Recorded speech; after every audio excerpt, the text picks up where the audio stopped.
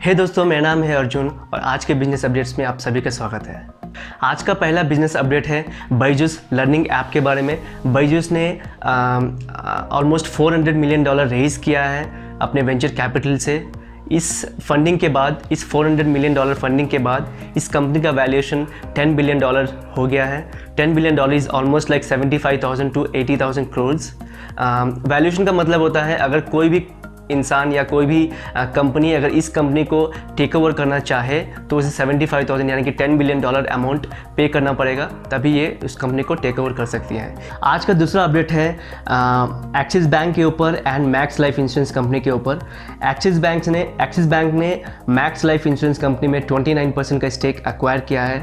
आपके इन्फॉर्मेशन के लिए बता दूँ, एक्सिस बैंक का कोई एक इंश्योरेंस कंपनी है नहीं। जैसे कि HDFC बैंक का अपना एक इंश्योरेंस कंपनी है, HDFC लाइफ इंश्योरेंस कंपनी नाम का। ICICI बैंक के पास भी एक अपना इंश्योरेंस कंपनी है, ICICI प्रूडेंशियल लाइफ इंश्योरेंस नाम का। इसी तरह से एक्सिस बैंक के पास कोई इंश्योरेंस कंपनी थी नहीं, तो may be that would be the reason axis bank ने मैक्स लाइफ इंश्योरेंस कंपनी में 29% का स्टेक एक्वायर किया है। अगला अपडेट है बाउंस कंपनी के ऊपर। बाउंस एक स्कूटर रेंटल कंपनी है। बाउंस का ऑपरेशन हैदराबाद एंड बैंगलोर में है।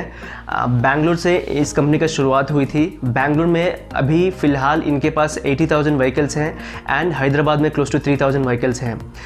कंपनी का कहना है कि on an average 1 lakh transactions करती है एक दिन का।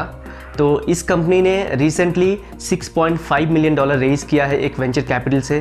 कंपनी का कहना है कि ये जो फंडिंग इन्हें मिला है, इस फंड को दूसरे सिटीज़ में एक्सपैंड करेंगे अपने बिजनेस को। अगला अपडेट है जापान कंट्री को लेकर। जापान कंट्री के प्राइम मिनिस्टर ने अनाउंस किया था कुछ समय पहले, कुछ दिनों पहले, कि जो कोई भी जापान बेस्ड कंपनी से जिसका प्लांट, मैन्युफैक्चरिंग प्लांट चाइना में है, उन सभी को नोटिस भेजा है, यानी कि एक रिक्वेस्ट भेजा है कि सारा का सारा जो भी प्लांट है चाइना से बाहर निकालो और किसी और कंट्री में रखो या तो जापान में रखो। सो जापान कंट्री कुछ इंसेंटिव्स भी दे रही है अपने कंपनीज़ को कि अपने मैन्युफैक्चरिंग प्लांट को चाइना से बाहर निकालने के लिए। मुझे कहीं ना कहीं लगता है कि India has a golden opportunity right now. India के पास भी ऑलमोस्ट उतना ही पॉपुलेशन है जितना चाइना के पास है।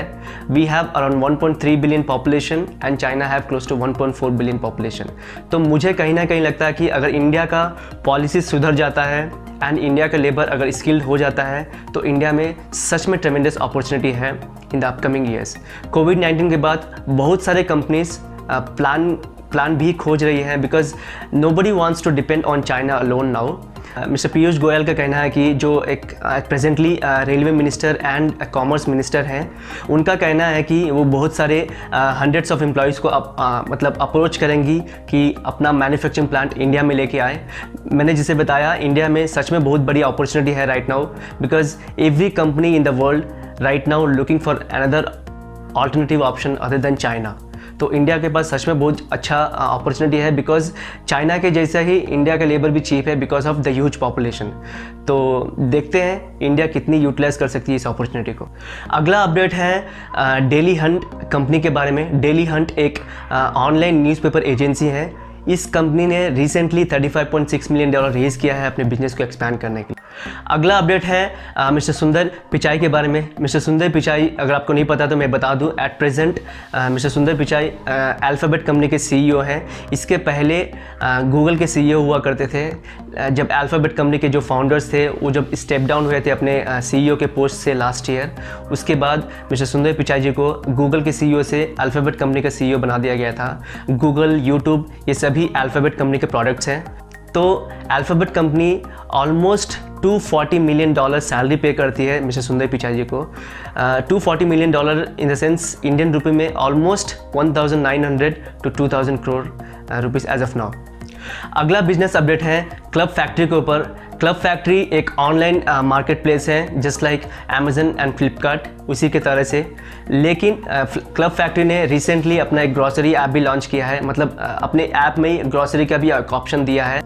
इसी के साथ मैं आपको और एक इन्फॉर्मेशन दे दूं कि रिसेंटली अमेजन एंड फ्लिपकार्ट जैसे कंपनी ने गवर्नमेंट को एक नोटिस भेजा है। नोटिस इन द सेंस एक रिक्वेस्ट भेजा है कि नॉन एसेंशियल्स आइटम्स भी जो भी है, लाइक वॉचेस, इलेक्ट्रॉनिक गुड्स, ये सभी आइटम्स को सेल करने की परमिशन दिया जाए।